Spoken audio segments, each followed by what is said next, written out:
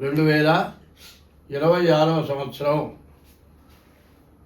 మే నెల, జూన్ నెల, జూలై నెల, ఈ 3 నెలల యొక్క రాశి ఫలితాలు చెప్పుకుంటున్నాం. ఈ 3 నెలల్లో మొదటిది మే నెల సింహరాశి ఫలితాలు చెప్పుకున్నాం. ఇంతవరకు మేషం, వృషభం, మిథునం, కర్కాటకం అయిపోయింది. ఇప్పుడు సింహరాశి చెప్పుకుంటున్నాం. ఈ సింహరాశి ఎట్లా ఉంది? ఈ సింహరాశికి శుక్రుడు, గురువు, ఈ 2 గ్రహాలు తప్పితే ఏ గ్రహాలు బాగాలేవు. పైన శని అష్టమంలో ఉన్నాడు. శని అష్టమంలో ఉండటం చాలా ఇబ్బందికరం. శని ప్రాణకంటకుడు, ప్రాణం తీసినంత పని చేస్తాడు. ప్రాణం తీసినంత పని ఎట్లా ఉంటుందంటే, నాకే జరిగింది. ఒక యాక్సిడెంట్ జరిగింది. కాలు మోకాలు దగ్గర నుంచి పైకి కాలు విరిగిపోయింది. మరి లోపల రాడ్ వేశారు, ఆపరేషన్ చేశారు, కట్టుకట్టారు.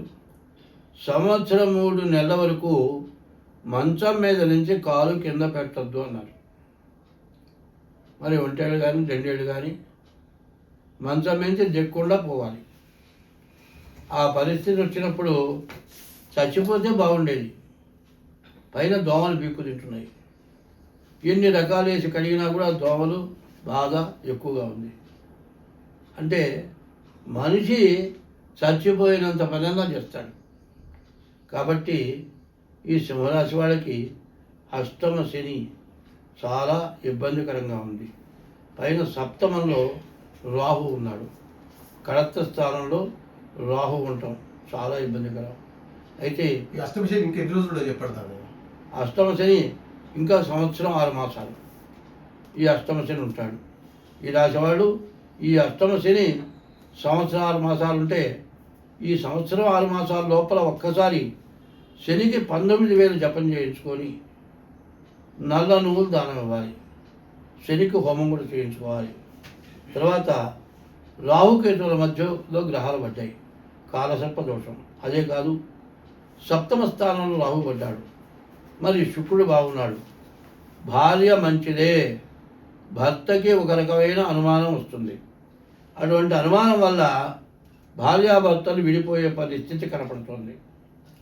నేను ఒక్కటే చెబుతున్నాను, ఇదివరకు సాంప్రదాయం, ఇప్పుడు సాంప్రదాయం మారిపోయింది. ఏమిటయా సాంప్రదాయం అంటే, భార్య ఎన్ని కష్టాలకైనా ఓర్చి కుటుంబాన్ని పోషించుకుంటూ వచ్చింది. భర్త దుర్మార్గుడైనా, అత్తమామను బాధలు పెట్టినా మరి భార్య చాలా ఓర్పు కలిగి ఉంది.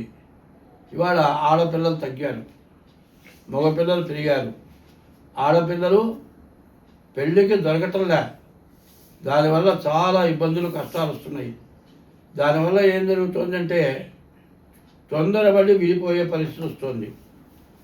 మరి భార్య కానీ భర్త కానీ తొందరపడి విడిపోయే పరిస్థితులు తెచ్చుకోవద్దు. సప్తమ రాహువు సమస్యలు ఎక్కువగా వస్తాయి.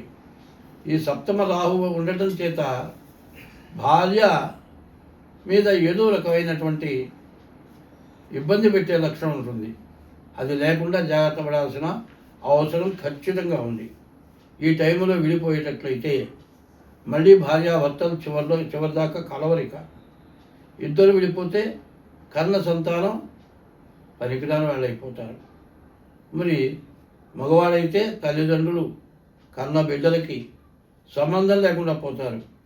ఇట్లా పోయి కన్న తల్లిదండ్రులేమో వృద్ధాశ్రమాలు, చిన్నపిల్లలేమో అనాథ శరణాలయాలకు వెళ్ళి మళ్ళీ ఇంకో పెళ్లి చేసుకుంటానికి కుదరక విడాకులు రాక చాలామంది ఇబ్బంది పడుతున్నారు. ఇటువంటి ఇబ్బందులు పడకుండా ఉండటానికి మరి మీకున్న దోషాలు ఏంటో తెలుసుకొని, మీరు అటువంటి దోషాలు పోకుండా బాధల నుంచి బయటపడటానికి మా దగ్గర మార్గాలు ఉన్నాయి. హస్త సాముద్రిక ద్వారా కానీ, డేట్ ఆఫ్ బర్త్ ద్వారా కానీ. ముందు ప్రతి వ్యక్తికి కూడా వైవాహిక జీవితంలో ఇబ్బంది రాకూడదు, ఆడమనిషికి కానీ మగవాడికి కానీ. మన హిందూ ధర్మం ఎట్లాంటిదంటే, భార్యాభర్తలు ధర్మపత్ని భరించేవాడు భర్త ఇద్దరు సక్రమంగా ఉంటేనే దేశం బాగుపడుతుంది. ఏ ఒక్క స్త్రీ అయినా సరే ఇబ్బంది పెడితే చాలా నష్టము కష్టము. ఎందుకంటే నవరత్నాల్లో 10వ రత్నం నారీరత్నం అన్నారు.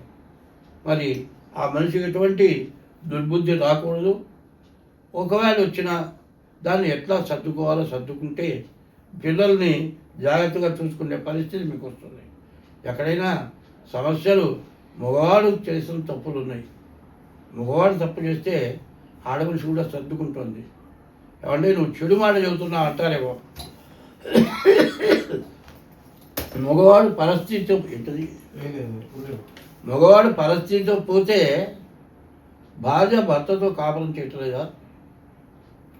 మరి భార్య ఏదో తప్పు జరిగింది అనుకున్నాం, ఒకరితో మాట్లాడినంత మాత్రంతో కూడా అనుమానించేవాళ్ళు ఉన్నారు.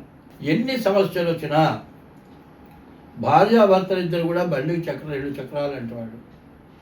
ఆ 2 చక్రాలు సరిగ్గా ఉంటే ఆడమనిషి సంతానాన్ని కనేటప్పుడు పునర్జన్మ, మళ్ళీ బతుకుతుందో బతుకదో తెలియదు. ఆ బిడ్డ బయటపడ్డ తర్వాత ఆ బిడ్డను ప్రేమతో చూడాలి అంటే అన్ని సమస్యల నుండి కూడా ఊర్చుకోవాలి ఆడమనిషి. మగవాడు కూడా భార్యని ఇంటికి లక్ష్మిగా చూడాలి. తర్వాత చాలామంది ఏం చేస్తారంటే శుభకార్యాలు జరిగితే గుడ్డలు తెచ్చి పెడతారు. ఆ గుడ్డలు పెడితే ఏమంటారంటే మేము మా ఇంట్లో జీతగాళ్ళకు కూడా ఇట్లాంటి గుడ్డలు పెట్టమంటారు. అసలు వాడు గుడ్డలు పెట్టాల్సిన అవసరం లేదు. వాళ్ళు మీకు గిఫ్ట్ ఇవ్వాల్సిన అవసరం లేదు. అసలు నన్ను అడిగితే కట్నం కూడా ఇవ్వాల్సిన అవసరం లేదు. స్త్రీ చిత్తం పురుషుల భాగ్యం. పూర్వం అయ్యా మా అమ్మాయిని మీ అబ్బాయికి ఇస్తామని అడిగితే పొరపాటున కూడా చెడగొట్టుకోకూడదని శాస్త్రం చెప్తుంది. ఎంతో గౌరవంగా ఆ పిల్లని కోడలుగా చేసుకుంటారు.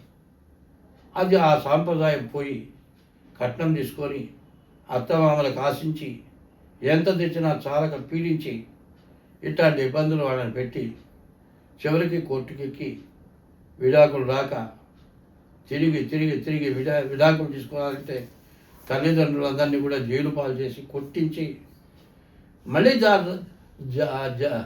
రాజీ పడదామంటే మళ్ళీ ఏం కూడా వస్తున్నారు. ఇంత దూరం తెచ్చుకుంటున్నారు. ఇంత వివరంగా జాతకం చెప్పడం కాదు నేను చెబుతోంది. ఇంత పరిస్థితి ఎందుకు వస్తుంది బాగా ఆలోచించండి. ఇది సాంప్రదాయం అయిపోతుంది. కాబట్టి ఈ రాశి వాళ్ళకి సమస్యలు ఏదొచ్చినా జాగ్రత్త పడాలి. భార్యాభర్త ఎట్లా అంటే కుడి చేయి ఎడం చెయ్యి. ఈ చెయ్యి ఎంతసేపు ఊపినా దెబ్బ తగలదు, ఈ చెయ్యి ఎంతసేపు ఊపినా దెబ్బ తగలదు. 2 చేతులు ఊపితే శబ్దం వస్తుంది. ఇద్దరు గొడవ పడితేనే తగాదా వస్తుంది. దీనివల్ల సమస్యలు వస్తున్నాయి. ఇది ప్రతివాడు కూడా గుర్తించాలి. కోర్టులో ఉన్న కేసులు మొత్తం ఇవే. కాబట్టి లాయర్లు కూడా చాలా బాధపడుతున్నారు. కాబట్టి జాతకం చూసేటప్పుడు మీరు చేసే తప్పేమిటి, ఆ తప్పేదైనా ఉంటే దిద్దుకోవాలి. నా దగ్గరికి వచ్చిన వాళ్ళు కోర్టుకెక్కి డైవర్స్ దాకా పోయి కూడా మళ్ళీ తిరిగి కాపురం చేసుకుంటున్న వాళ్ళు ఉన్నారు. కాబట్టి అట్లాంటి సమస్యలు ఏమైనా ఉంటే జాతకాల ద్వారా చూడటం ఒకటి వాళ్ళు జరిగి కలిసేట్టుగా చూడటం జరుగుతుంది. మరి ఇప్పుడు మనం మే నెల జాతకం చెప్పుకున్నాం. ఈ మే నెల పరిస్థితి భార్యాభర్తలకి ప్రతికూలత, చాలా ఇబ్బందులు కష్టాలు వస్తాయి. కాబట్టి ఇదంతా ఏదో బాగా అయిపోయింది. తర్వాత ఇప్పుడు జూన్ నెల ఈ సింహరాశి ఎట్లా ఉంది చూద్దాం. ఈ సింహరాశికి వచ్చేప్పటికల్లా రాహుకేతుల మధ్యలో గ్రహాలు పడ్డారు. ఈ జూన్ నెల కూడా సప్తమంలో రాహు పడ్డాడు. ఈ సప్తమం కడత స్థానం, దానివల్ల ఇబ్బంది జరగచ్చు. అష్టమంలో శని, ఈ అష్టమ శని కూడా బాగా ఇబ్బంది పెట్టేవాడు. ఈ రాశి వాళ్ళకి రవి, బుధుడు, గురువు, శుక్రుడు 4 గ్రహాలు బాగున్నాయి. రవి వల్ల మంచి కీర్తి ప్రతిష్టలు వస్తాయి. బుధుడు వల్ల వ్యాపారం జరుగుతుంది. తర్వాత గురువు 12 ఉన్నాడు, వ్యయకారకుడు, బాగా ఖర్చు పెట్టిస్తాడు. శుక్రుడు బాగున్నాడు, భార్య అనుకూలత అవుతుంది. అయితే ఈ రాశికి 4 గ్రహాలు రవి, బుధుడు, శుక్రుడు, కేతువు, ఈ 4 గ్రహాలు బాగున్నాయి. ఈ 4 గ్రహాల వల్ల మీకు ఎప్పుడు కూడా ఎంతో మంచి జరుగుతుంది. కాబట్టి బాగుండని గ్రహాలు ఏమిటో చూసుకోవాలి. శని అష్టమం, రాహు సప్తమం, కేతువు జన్మం, గురువు ద్వాదశం, నవమం కుజుడు, శని, రాహువు, కేతువు, గురువు. ఇప్పుడు 5 గ్రహాలు బాగాలేవు. ఈ 5 గ్రహాల్లో పాపగ్రహాలు బాగా 4 ఉన్నాయి. ఈ పాపగ్రహాల నుంచి విడబడాలి అంటే చాలా కష్టమైన టైం. కాబట్టి ఈ రాశి వాళ్ళు మీ డేట్ ఆఫ్ బర్త్ ద్వారా తప్పనిసరిగా జాతకం చూపించుకోండి, దానికి తగిన ఉపశమనం చేసుకోండి. ఇప్పుడు ఈ టైం చాలా క్షుద్రమైన టైం. క్షుద్రం అంటే వదిలిపెట్టండి, క్షుద్రం పట్టి పీడించేది క్షుద్రం. కాబట్టి ఇట్లాంటి టైంలో ఎంత జాగ్రత్త పడితే అంత మంచిది. కాబట్టి మీరు మాత్రం ఖచ్చితంగా హస్తసాముద్రిక ద్వారా కానీ డేట్ ఆఫ్ బర్త్ ద్వారా కానీ మీ జాతకం చూపించుకోండి. కాదండి మా డేట్ ఆఫ్ బర్త్ రాశారు, 1 గంట ఎటో తెలియదు, 2 గంటలు తేడా ఉందంటే డేట్ ఆఫ్ బర్త్ హస్తసాముద్రిక రెండింటి ద్వారా మీ రాశి ఏదో మీ నక్షత్రం ఏదో అన్నీ తెలియపరచగలుగుతాం, జాతకం చెప్పగలుగుతాం.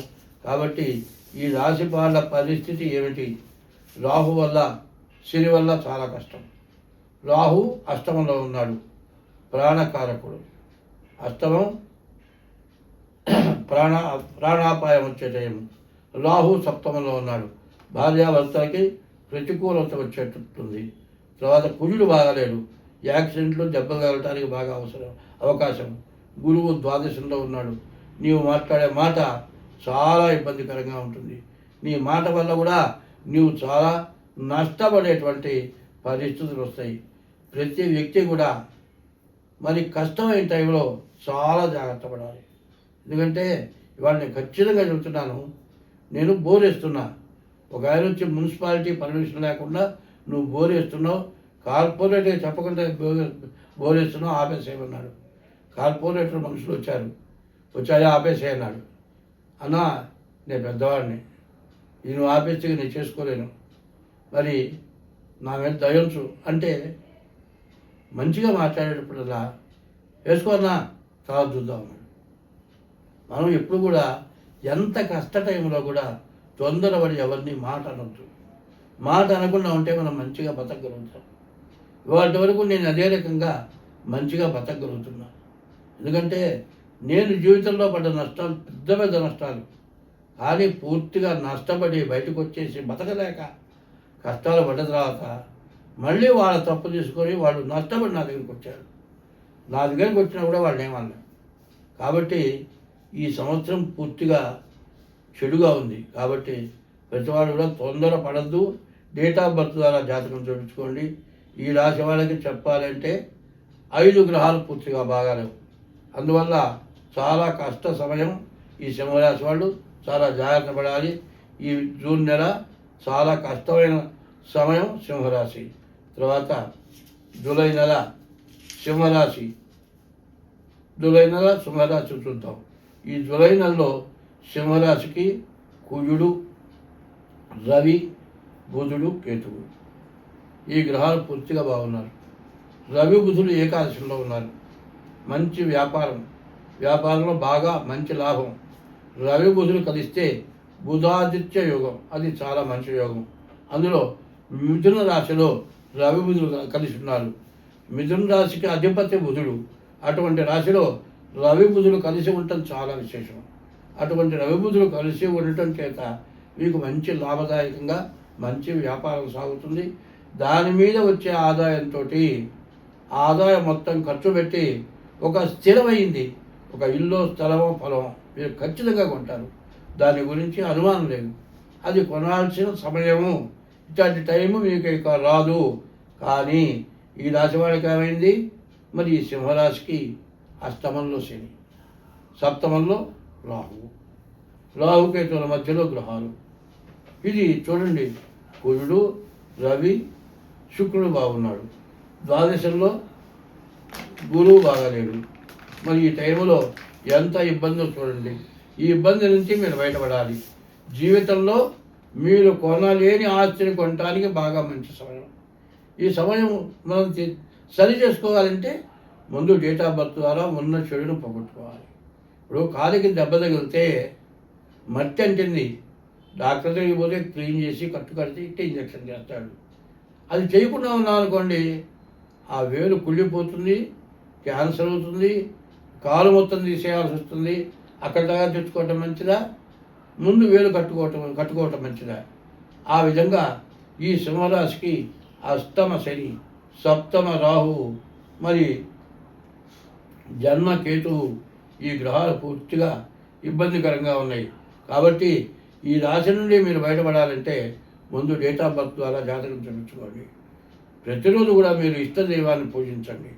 అదే కాకుండా ఇష్టదైవాన్ని పూజించడమే కాకుండా తెల్లవారుజామున సూర్యోదయానికి ముందు నిద్ర లేవండి. కనపడే దేవుడు సూర్య భగవానుడు. ఆయన కంటే ముందుగా లేచి స్నానం చేసి దేవుడి దగ్గర దీపారాధన చేసి సూర్యుడికి ఎవరైతే నమస్కారం చేస్తారో వాళ్ళని ఏ గ్రహాలు బాధించవు. ఎంత బాధలున్నా కూడా తప్పించుకొని బయటపడతారు. కాబట్టి ఈ రాశివాళ్ళు ప్రతిరోజు కూడా సూర్య నమస్కారాలు చేయాలి. ఈ రాశివాళ్ళు ప్రతి శనివారం శనికి అభిషేకం చేయించుకోవాలి. ప్రతి సోమవారం కూడా ఈశ్వరుడికి అభిషేకం చేయించుకోవాలి. బియ్యపు రవ్వ పంచదార కలిపి మరి పుట్ట దగ్గర వేయాలి. ఇది ఈ జూన్ నెల జూలై నెల వాళ్ళు ఈ పనులు చేయాలి. శనికి అభిషేకం, ఈశ్వరుడికి అభిషేకం, బియ్యపు రవ్వ పంచదార కలిపి మరి పుట్టలకు వేయటం, శనికి 19,000 జపం చేయించుకోవటం, నల్ల నువ్వులు దానం ఇవ్వటం, రావుకి 18,000 జపం చేయించుకోవటం, మినుగులు దానం ఇవ్వటం. ఈ మూడు నెలల వాళ్ళు, మే జూన్ జూలై నెల 3 నెలల వాళ్ళు కూడా ఇది చేయడం చాలా అవసరం. ఇట్లా చేస్తే మీరు బాగుపడతారు, అన్ని విధాలా బాగుంటుంది. స్వస్తి.